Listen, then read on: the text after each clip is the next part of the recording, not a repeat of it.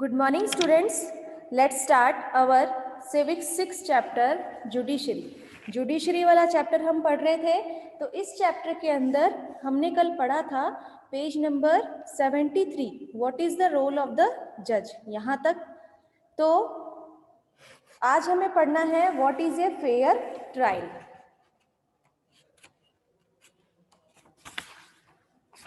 So let's start. Let us for a moment imagine what might have happened if the judge decide to try Shanti's case very differently. कि शांति का जो case था इस chapter के अंदर हमने पढ़ा था कि वो उसने जो वो चेन चुराई नहीं थी, फिर भी उसे जेल में रखा गया. तो उस केस के लिए यहाँ फेयर ट्रायल को हम समझेंगे कि आप कुछ देर के लिए ये इमेजिन करो कि अगर जज ये डिसाइड करते कि शांति का केस जो है वो बहुत अलग तरीके से लिया जाए. तो when if the court did not give a copy of the chargesheet and statement of witness to Shanti, what if he held the trial in a secret location where neither Shanti nor Sushil were present. कि अगर इसमें क्या किया जाता कि जो जज है वो कोई चार्जशीट किसी को नहीं देते, चार्जशीट की कॉपी किसी को नहीं दी जाती, या फिर कोई ऐसी लोकेशन यानी कि कोई ऐसी चीज़ें जो शांति और सुशील को ना बताई जाए. What if he did not give शांति's lawyer, कि अगर क्या होता कि शांति को अगर लॉयर प्रोवाइड नहीं किया जाता, शांति को सीक्रेटली लॉयर नहीं दिया जाता, उसके खिलाफ विटनेस जो है नहीं लाए जाते, या फिर कोई गवाह या सबूत जो है वो नहीं जुटाए जाते, तो क्या होता. Advocate Roy enough time to question the witness of the prosecution such as Mrs. Shinde and instead had already decided that Shanti was guilty. यानी कि गिल्टी. इसका मतलब क्या है कि जो एडवोकेट थे किसके, मिसेस शिंदे के, वो क्या प्रूफ कर देते कि शांति जो है वो गुनहगार है. If this had happened then it would be a case of as unfair trial. अगर ऐसा होता तो ये केस किस तरीके का केस कहलाता, ये अनफेयर ट्रायल केस कहलाता. This is because for a trial to be fair, इसीलिए जो भी केस वहाँ सॉल्व किया जा रहा है वो बिल्कुल कैसा होना चाहिए, फेयर होना चाहिए. Several different procedure have to be observe. Article 21 of the Constitution that guarantees the right to life state that a person life or liberty can be taken away only by following a reasonable and just legal procedure. कि article 21 में, यहाँ से आप underline कर लो इसको, article 21 से underline करना है आपको प्रोसीजर तक, लीगल प्रोसीजर तक. तो आर्टिकल 21 में क्या बताया गया है कि अकॉर्डिंग टू द कॉन्स्टिट्यूशन, कि कॉन्स्टिट्यूशन के अकॉर्डिंग आर्टिकल 21 में ये बताया गया है कि सभी लोगों को अपनी लाइफ लिबर्टी से रहने का अधिकार है, जीने का अधिकार है. A fair trial ensure that Article 21 of the Constitution is upheld. और फेयर ट्रायल के अंदर इसी कॉन्स्टिट्यूशन के आर्टिकल 21 को फॉलो किया गया है. Let us now return to Shanti's case as described in the storyboard and identify the essential elements of a fair trial. So इसीलिए हम क्या करेंगे, शांति का जो केस है उसको एक फिर से यहाँ पर देखो स्टोरी दी गई साइड में, उसी शांति वाले केस को आगे बढ़ाया गया है. उसमें क्या क्या जरूरी एलिमेंट्स होने चाहिए फेयर ट्रायल में ये बताया गया. तो फर्स्टली क्या है, Shanti was given a copy of the chargesheet. Shanti को चार्जशीट की कॉपी दी गई and all the other evidence, जितने भी प्रूफ थे उसके लिए वो सारे दिए गए. That the prosecution presented against her, सारी चीजें जो प्रोसिक्यूशन जो यानी कि मिसेस शिंदे के एडवोकेट ने उसके लिए प्रेजेंट किया था. Shanti was charged with the offence of theft, Shanti के ऊपर चोरी का इल्जाम लगाया गया था. That was defined as a crime in the law, और चोरी का इल्जाम जो कि लॉ के अकॉर्डिंग, हमारे कानून के अकॉर्डिंग क्या है, एक क्राइम है. The trial was held in an open court. ये जो ट्रायल है ये कहाँ किया गया था, ओपन कोर्ट में. In the public view, public view के द्वारा.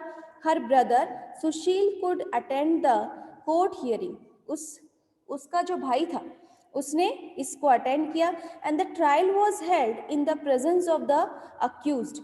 शांति was defended bye a lawyer, यानी कि ये जो ट्रायल था ये कहाँ प्रेजेंट किया गया, ओपन कोर्ट में, और शांति की तरफ से उसके खुद के भी लॉयर वहाँ प्रेजेंट थे। शांति's lawyer advocate Roy was given an opportunity to cross-examine all the prosecution witness.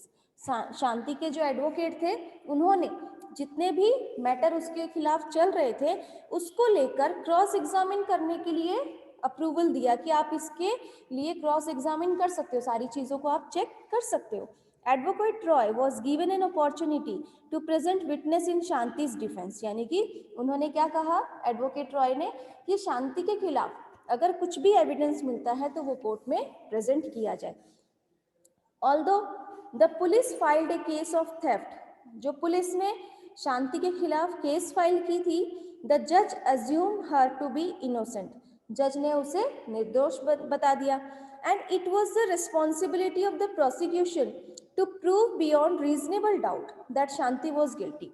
और फिर कोर्ट ने क्या ऑर्डर किया कि अगर शांति ने चोरी की है तो उसके लिए आपको कोई रीजनेबल यानी कि ज़रूरी मतलब कि जो प्रूफ कर दे कि शांति चोर है, ऐसा कुछ हमें एविडेंस वहाँ सबमिट करना होगा।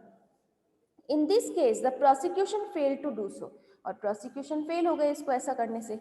It is significant that the जज decide the matter only on the basis of evidence. और फिर अब हम क्या देख रहे हैं कि जज जो है वो ये इस चीज़ से प्रूफ होता है कि जज जो है वो किससे अपना मैटर जो है वो किससे सॉल्व किया, with the help of evidence, evidence की मदद से। आप इसको अंडरलाइन कर लो। It is significant that the जज decided the matter only on the basis of evidence before the court. The judge did not jump to the conclusion that Shanti was the thief because she was a poor maid servant. कि जज उन्होंने अपने इस conclusion यानी कि उनका जो भी ये ऑर्डर था ये किस चीज़ के ऊपर बेस था कि शांति चोर है इसलिए नहीं, इसलिए उन्होंने उसे निर्दोष नहीं बताया कि वो एक मेड सर्वेंट है। Instead, the judge remained impartial, and since the evidence showed that some young man and not Shanti was the thief, यानी कि सिर्फ एविडेंस के आधार पर, सिर्फ ये चीज़ सोचकर कि वो गरीब है या किसी के घर पर काम करती है, ये सोचकर उसे निर्दोष नहीं बताया गया, बल्कि वो वास्तव में निर्दोष थी। उसकी जगह जो एक यंग बॉय था उसने चोरी की थी, और ये सारी चीज़ें किससे प्रूफ हो रहा था, एविडेंस से, जो उसके खिलाफ सबूत मिले उससे। एंड शांति फ्री, और शांति को छोड़ दिया गया।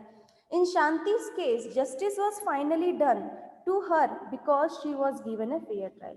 और फिर इसके लिए उसे फ्री क्यों किया गया फाइनली, क्योंकि उसने फेयर ट्रायल किया, यानी कि जो भी था उसके खिलाफ जो भी एविडेंस मिले वो सब क्या प्रूव कर रहे थे कि शांति वॉज फेयर, शांति जो थी वो निर्दोष थी।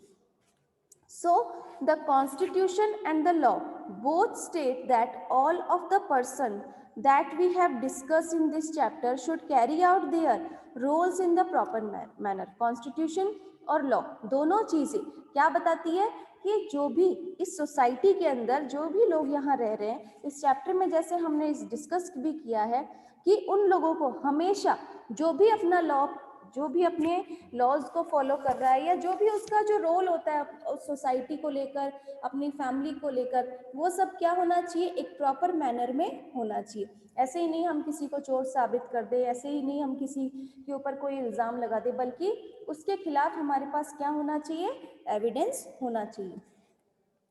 What this means is that they all need to work to ensure that every citizen, irrespective of their class, यानी कि इसका मतलब इस चैप्टर से हमने क्या सीखा है कि हमारी सोसाइटी के अंदर जितने भी लोग रह रहे हैं वो हमेशा दूसरे क्लास के, दूसरे कास्ट, जेंडर, रिलीजन या किसी भी बैकग्राउंड से बिलोंग करते हों, सबसे पहले तो हमें उनकी रिस्पेक्ट रखनी चाहिए। दूसरी, हमें कोई भी अगर ऐसी सिचुएशन हमारे सामने क्रिएट होती है तो उसके लिए हमें क्या करना चाहिए, फेयर ट्रायल करना चाहिए।